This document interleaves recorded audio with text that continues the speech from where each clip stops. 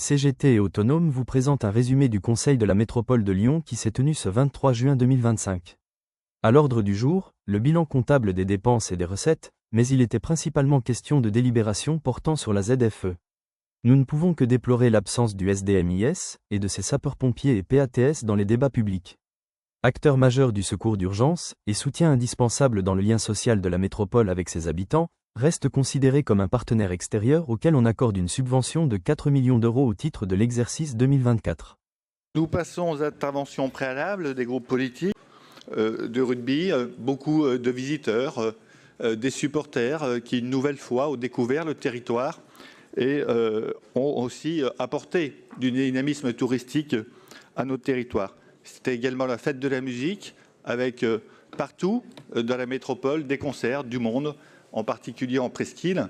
Et je voulais remercier tous ceux qui ont pu organiser, accompagner ces événements, que ce soit les collectivités, les agents des transports en commun, les forces de l'ordre, les sapeurs-pompiers qui sont beaucoup intervenus avec la chaleur samedi notamment. Et bien sûr, il nous reste les pompiers. Vous en avez parlé dans votre propos préalable, Monsieur le Président, qui de plus en plus assurent les missions d'assistance et de premiers soins. Je me permets, puisque nous ne nous reverrons pas avant plusieurs mois, Monsieur le Président, au regard du peu de séances publiques que nous avons dans une année, je me permets de vous demander où en est le dialogue social au sein de notre service départemental et métropolitain d'incendie et de secours. Pourrons-nous éviter un mouvement nouveau de grève à la rentrée, tel que nous l'avons connu précédemment ? Le dialogue avec l'État et le département du Rhône est-il bon dans le cadre du Beauvau de la sécurité civile? Je vous remercie par avance des réponses que vous voudrez nous apporter et je vous remercie de votre attention. Mais une fois n'est pas coutume, notre intervention parlera d'abord du local pour aller à l'international. Et en ces jours de forte chaleur, nous souhaitons d'abord exprimer notre solidarité et notre reconnaissance envers toutes les travailleuses et les travailleurs qui sont exposés à des conditions climatiques difficiles ces prochains jours, avec 39 degrés annoncés mercredi prochain.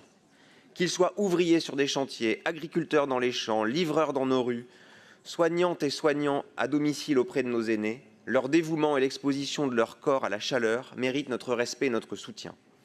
Cette pensée va bien sûr à nos agents et aux travailleurs de tous nos organismes extérieurs, notamment le SDMIS, en première ligne face à la sécheresse, aux urgences sur les personnes et aux risques incendies.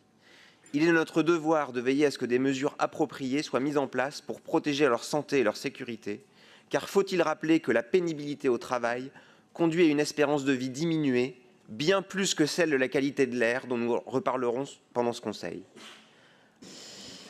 Je laisse mon collègue Bertrand Artini vous faire la présentation de ce compte financier unique, de notre budget principal et des budgets annexes. Merci Madame la Présidente. Un petit mot avant de démarrer sur les chiffres. Vous savez que l'exercice 2024 a été particulièrement compliqué. Pour les évolutions les plus importantes concernant la subvention et participation, c'est 22,7 millions d'euros, donc une augmentation de 5,1%. Et dedans, vous avez notamment l'évolution de 4 millions pour la contribution au SDMIS. Je l'ai évoqué tout à l'heure, il y a 4 millions d'euros pour le SDMIS.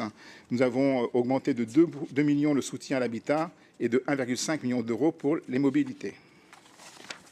Autonome et CGT, plus que jamais engagés à vos côtés, remercie les rares groupes politiques qui portent un intérêt particulier à notre institution qui n'est pas un partenaire extérieur comme cela est présenté. Ils demandent, sans obtenir de réponse du président de la métropole, lors de cette séance publique un point de situation sur les problématiques du SDMIS. Comme vos porte-paroles, ensemble, exigeons une réponse politique pour le SDMIS qui œuvre à chaque minute pour la population, son tissu économique et l'environnement.